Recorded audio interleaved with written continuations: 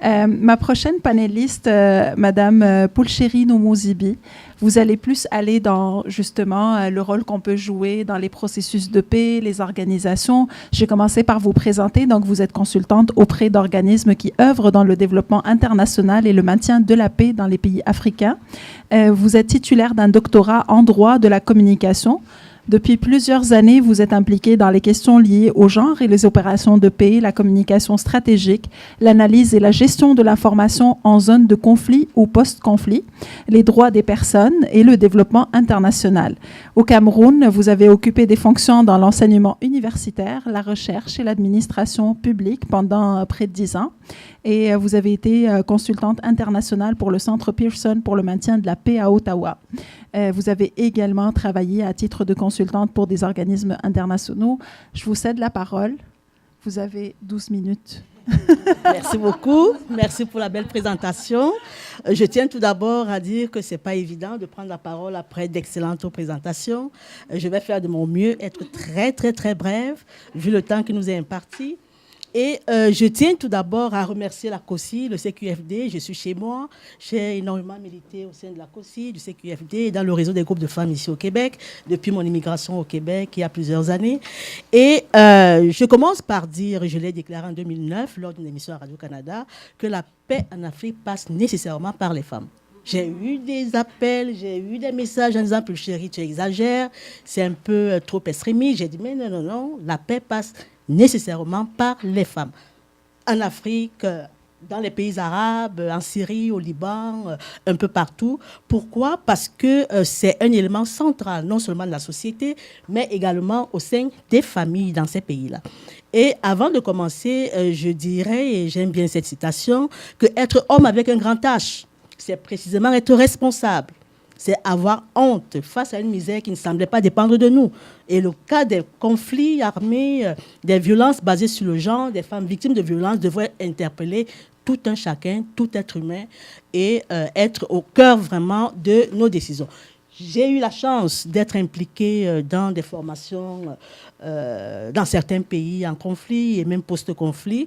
Et la formation, justement, des troupes déployées sur le terrain dans les OMP, ainsi que des civils, parce que quand on parle de paix et de conflits, de violences basées sur le genre, ce n'est pas seulement une affaire de femmes victimes, ce n'est pas une affaire de soldats, ce n'est pas une affaire de casque bleu, c'est vraiment tout le monde qui doit être interpellé, y compris les gouvernants. C'est important. Et si vous voulez, je vais axer mon propos sur deux grands axes. Le premier axe va concerner mon implication et mon constat sur le terrain.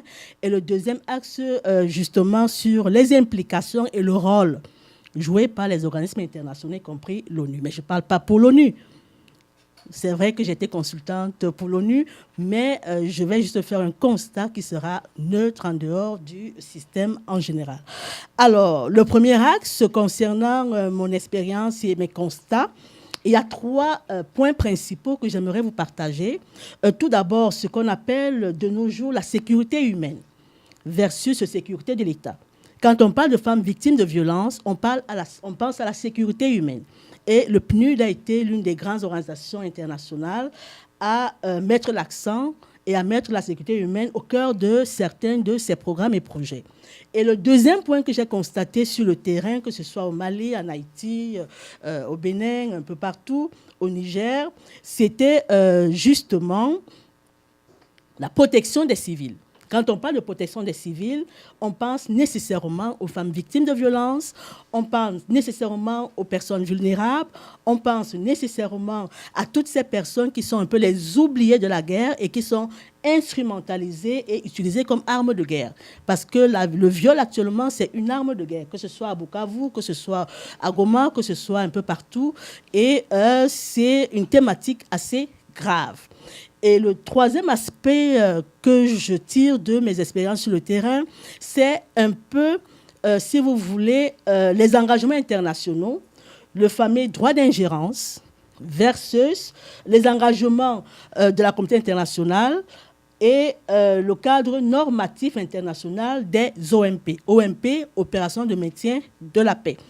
Pourquoi ? Parce qu'il y a plusieurs textes internationaux. Quand on parle d'opération de maintien de la paix, ça se fait dans un cadre normatif bien précis. On ne peut pas décider d'aller sur le terrain, dans les opérations de paix, envoyer des troupes, sans les résolutions du Conseil de sécurité. Et qui fait le Conseil de sécurité, qui fait l'ONU, l'Assemblée générale, ce sont les différents pays impliqués et qui financent justement ces opérations de paix. Je pense à la Charte de l'ONU, les chapitres 6, 7 et 8. Je pense par exemple au Pacte international sur les droits économiques et sociaux. Je pense au Pacte international sur les droits civils et politiques. Je pense à la fameuse déclaration de Nairobi, très important. Et sans oublier tout ce qui est fait à la Cour pénale internationale. Et je pense surtout au travail formidable qui a été fait par les femmes. Parce que la plateforme de Beijing, la 4e conférence mondiale sur les femmes, a été le déclencheur, moi je le dis, de tout ce que nous vivons actuellement sur la prise en compte de cette thématique importante, parce que la plupart des femmes activistes qui ont été soit victimes, soit du Nord ou du Sud, ont catalysé la prise de conscience au plan international. Elles n'avaient pas de moyens, elles n'avaient pas de soutien, mais elles ont fait des sacrifices énormes. Elles ont mobilisé. Et si vous voyez un peu la genèse du genre dans les ONP, la genèse du genre dans l'opération de maintien de la paix, cela vient des différentes conférences mondiales. Conférence de Mexico qu'on a eue, la conférence de Copenhague, la conférence de Nairobi et la conférence de Beijing en Chine. Et si vous voulez, ça découle un peu de l'IFD, parce qu'au départ, c'était l'IFD, intégration des femmes au développement, qu'on prenne en compte la situation des femmes, qu'on prenne en compte les femmes, qu'elles soient impliquées. Et on s'est rendu compte à Nairobi, je crois que c'était en 1975, quelque chose comme ça, que l'IFD, en fait, c'était des projets pour les femmes, par les femmes et financés par les femmes. Finalement, le premier bénéficiaire, c'était les hommes. Résultat, on a dit, il ne faut pas créer une entité distincte, il faut qu'on travaille ensemble pour que les hommes et les femmes capitalisent toutes leurs compétences pour enfin arriver à une paix globale et tenant compte des besoins spécifiques des hommes, des femmes, des filles, des garçons. C'est pour cela qu'on parle du genre, qui est une construction sociale. Et c'est très important parce que quand on parle de construction sociale, il faut avoir à l'esprit le développement. Il faut voir à moyen terme, à court terme, oui, mais surtout à long terme. C'est très important. Et si vous voulez, je pense que la plupart des femmes activistes, la plupart des ONG qui ont vraiment œuvré sur le terrain devraient tous avoir et toutes ce prix Nobel de la paix. Et ça me vient à l'esprit justement les déclarations du docteur Mukwege qui disait « Le plus important, ce n'est pas de décerner un prix Nobel. Le plus important, c'est quelle action vient avec. Qu'est-ce que la communauté internationale fait pour que ce fléau soit éradiqué ? Pas pour 2019 seulement, mais pour toujours, pour que les générations futures puissent vivre dans un monde en paix, où ce fléau sera qu'un souvenir. Le chemin est long, mais il faut reconnaître que beaucoup a été fait, grâce justement au travail et au sacrifice des femmes, des groupes de femmes et des ONG. Et je tiens à remercier, et cela a été une belle découverte pour moi sur le terrain, de voir des hommes impliqués. Parce que travailler main dans la main, les hommes et les femmes, c'est, je vous dis, une valeur ajoutée. Parce qu'avant, on travaillait en silo, les femmes, et on s'est rendu compte que finalement, c'est tous ensemble que nous devrons gagner certaines batailles. Parce que la femme violée, c'est la sœur d'un homme. La fille violée, c'est la fille d'un homme. Donc, tout le monde, plus ou moins, est touché, comme disaient mes collègues du panel tantôt. Et le deuxième axe sur lequel je voulais vous entretenir, c'était justement ce rôle et l'implication des organismes internationaux. Je vais revenir un peu sur ce qui a été fait et sur cette genèse du genre dans les OMP. Parce que quand on parle maintenant de femmes victimes de violences, quand on parle maintenant, il faut dire ce qu'il en est. Les femmes, effectivement, sont souvent les premières victimes, oubliées. Et maintenant, elles ne sont même plus que victimes, elles sont actrices. C'est-à-dire, on les utilise comme armes de guerre. Je pense à Boko Haram au Nigeria, où on utilise les petites filles de 12 ans, des femmes comme kamikazes. Elles n'y sont pour rien. Donc, et à Goma, par exemple, on les utilise comme armes de guerre pour que toute une génération soit éradiquée et bannie d'un village ou d'une communauté. Alors, le deuxième axe dont je voulais vous parler, c'était justement cette implication.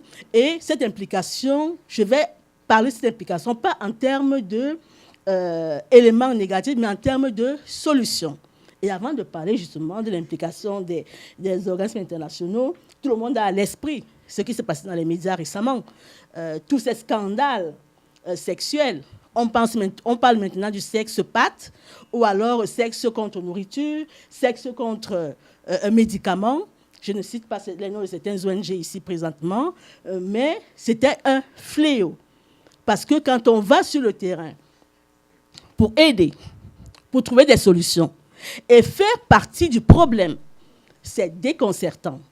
Heureusement, il faut le dire, il y a comme une autocensure au sein des organismes maintenant.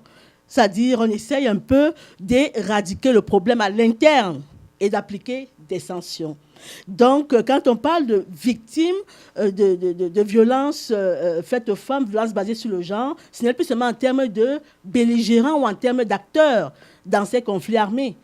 Et il faut également voir ce qui se passe sur le terrain au sein de certaines ONG qui, malheureusement, ont un peu mis comme une tâche. Mais il ne faut pas oublier qu'il y a des milliers de personnes qui sont sur le terrain dans l'humanitaire. Et il y a 2-3 personnes qui ont des comportements autres. Cela n'enlève rien de la belle action qui est faite sur le terrain par l'ensemble des humanitaires. Et je vais vous dire, les États, par moment, sont obligés de suivre. Parce qu'il y a des situations et des questions précises qui sont comme soulevées, un peu comme par révolte, par certains humanitaires. Et au plan international, on en fait une cause. La preuve, actuellement, on parle du genre. On parle des femmes victimes de violences. C'est un travail de longue haleine qui a été fait par des organismes qui n'avaient même pas de budget, fait par des femmes qui étaient démunies, qui n'avaient que leur cœur et leur empathie pour essayer d'aller au-devant de la scène et dénoncer une situation qui était une honte pour l'humanité, il faut le dire. Et si vous voulez, en termes de défis, je dirais que sur le plan, ce que moi j'ai observé sur le terrain, c'est un premier défi de la coordination. Parce que sur le terrain, quand vous êtes sur le terrain, il y a plusieurs organismes internationaux. Parfois, les personnes pour lesquelles on est sur le terrain se posent la question à quoi servent toutes ces organisations internationales avec toutes ces 4x4, toutes ces voitures avec des logos. C'est comme un tourniquet, un tourbillon. Et il y a des actions pourtant qui sont posées, mais des actions isolées et disparates. Parce que chaque ONG a son agenda. L'ONU a son agenda. Et l'ONU a comme son plan d'action, sa politique, sa façon de voir les choses sur le terrain. Et parfois, cela ne concorde pas avec la réalité, ou alors il y a comme un dédoublement d'action qui finalement apporte plus de difficultés à résoudre que de solutions réelles. Très brièvement, je vais parler également de la coopération civilo-militaire. C'est important en termes de maintien de la paix et du genre et des violences basées sur le genre. Le militaire seul ne peut pas trouver la solution définitive. Le civil seul ne pourra pas trouver la solution définitive. C'est une coopération entre civils et militaires. Parce qu'il y a un aspect sécuritaire qui est très important. On a vu certaines ONG plier bagages parce que la sécurité des personnels n'était plus assurée. Et on a vu également, d'un autre côté, des civils se démerder corps et âme pour trouver des solutions réelles. L'éducation des femmes, des enfants, la protection, par exemple, l'autonomie économique. Rien de plus grave que de voir des personnes complètement démunies et qui sont incapables même de se défendre, incapables de prendre la parole en public. Et ce qui fait que très souvent, cette coopération, à mon sens, est d'importance. Parce que quand on envoie les casques bleus sur le terrain, les casques bleus, très souvent, coopèrent avec ce que nous trouvons sur le terrain. Et je dis souvent qu'il connaît mieux son pays et le terrain que les personnes qui y vivent. Parce que dans la résolution des conflits, et concernant justement cette thématique sur les violences basées sur le genre, c'est très important d'avoir la bonne information. Parfois, on a des informations qui sont erronées. Et pour avoir ces informations, il faut avoir un plan stratégique bien aiguillé et impliquer les personnes qui sont sur le terrain, impliquer ces femmes, impliquer ces enfants, impliquer toutes les forces vives, toutes les compétences, pour qu'enfin, on puisse trouver une solution globale. En dehors de ces deux défis, il y a un autre défi qui est important pour moi, c'est la réforme sectorielle de la sécurité. Quand on parle de violences basées sur le genre, c'est les femmes qui sont victimes. C'est des femmes qui sont meurtries dans leur chair. Et ce n'est pas seulement les femmes, hein, il y a également des hommes qui sont victimes de ces violences-là. Il y a des enfants qui sont victimes de ces violences-là. Et qu'est-ce qu'on fait? Que fait la chaîne pénale? La chaîne pénale au plan national, les États sont instables. Les États sont pratiquement non gérés. Et il y a quand même des instances internationales, la Cour pénale internationale. Et pour en arriver là, il y a tout un processus. Donc, je me dis, c'est une réforme qui devrait tenir compte de cette thématique. C'est très important. Et heureusement, de plus en plus, quand on parle de la réforme du secteur de la sécurité, on tient compte justement du genre, des besoins spécifiques des femmes, des hommes, des filles, des garçons. C'est très important. Et un autre aspect que je voulais soulever en termes de défis, c'était justement la gestion de l'information. C'est important. Et pour terminer, je dirais que nous sommes dans une ère nouvelle. On vit des problématiques nouvelles. On vit des défis nouveaux. Et les conflits ont maintenant de nouveaux visages. Les conflits ont de nouveaux éléments qui n'étaient pas prévus. Je prends le cas du Sahel en ce moment. Tout le monde sait ce qui se passe au Sahel, comment les pays européens sont mobilisés. Mais on a du mal à trouver certains éléments clés. Mais je pense qu'on est tous dans la bonne direction parce que de plus en plus, on parle du genre. De plus en plus, on parle d'intégrer les femmes. Et quand on fait, par exemple, la genèse de toutes les résolutions du Conseil de sécurité, 1325, 1820, 1888 et toutes les autres, c'est intégrer les femmes dans tout le processus, dans toutes les étapes de paix. C'est assez édifiant. Et pour terminer, je dirais tout simplement qu'on est à un stade maintenant, on a traversé les étapes, on a traversé les problématiques. Et il ne faut pas rejeter tout ce qui a été fait. Il y a du positif dans tout ce qui a été fait par le passé. Il faut juste bonifier et ensemble trouver des solutions. Et moi, je parle en termes de stratégie. Quelle stratégie nouvelle? Quelle action nouvelle? Quelle politique nouvelle? Parce que tout est en termes d'action, d'instruments, de politique sur le terrain, pour que, enfin, quand on parle de violence basée sur le genre, quand on parle de genre et OMP, que ce soit une paix durable, au plan temporel, à court terme, à moyen terme et à long terme. Et je pense que c'est ensemble qu'on gagnera cette guerre des femmes victimes de conflits armés et de l'intégration du genre dans les OMP. Je vous remercie, j'ai été très brève.